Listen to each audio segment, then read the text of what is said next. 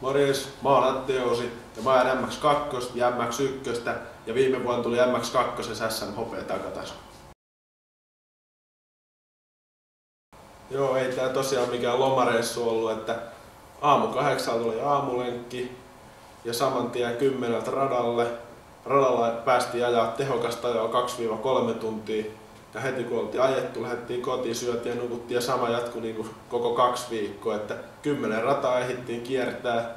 Joka rata on omalta osaltaan erilainen, ei ole mitään.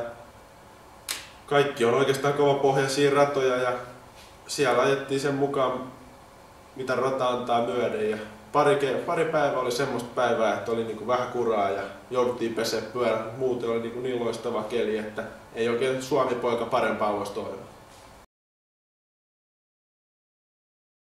Joo, tosiaan talvireinit jatkuu vielä pari Belgian leirille, että ensin on racing biken leiri ja sitten ollaan vähän aika kotona.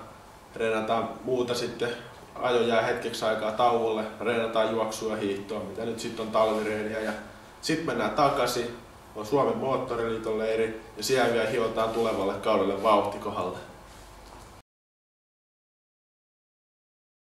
Joo, tosiaan nyt on kalusto kohdallaan tulevaa kautta varten, että MX2 ajetaan 2-puolikkaalla Yamahalla ja sitten MX1 on 4-puolikas Yamaha varattuna talvella. Eli viime kauden MX2 SM kulta ja 4 pisteen päähän ja se tietysti vähän kaivertaa tuolla takaraivossa, niin tietysti sitä lähdetään ensi kaudelle sitten kirkastamaan sitä mitalia ja kova nälkä tietysti on siihen, että se kulta saadaan.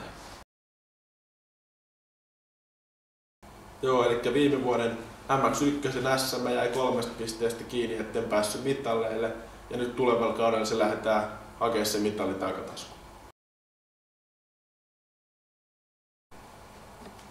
Lasse on mennyt 4. kautta mekaanikkona ja ollaan oltu kyllä paljon pyörien parissa tehty hommia, että on saatu kaikki pelittää ja nyt on ollut niinku viimeiset 3 kautta sen verran hyvin asiat, kun Lasse on ollut mukana touhuissa, että oikeastaan tähän asti kun ollaan päästy, niin suuri kiitos kuuluu niin kuin Lasselle tästä koko touhusta, että Lasse on viettänyt meillä oikeastaan enemmän aikaa kesästä kuin kotonaan, että tallissa on oltu joka ilta tehty jotain ja aina on pyörät toiminut, ei ole ollut valittamista.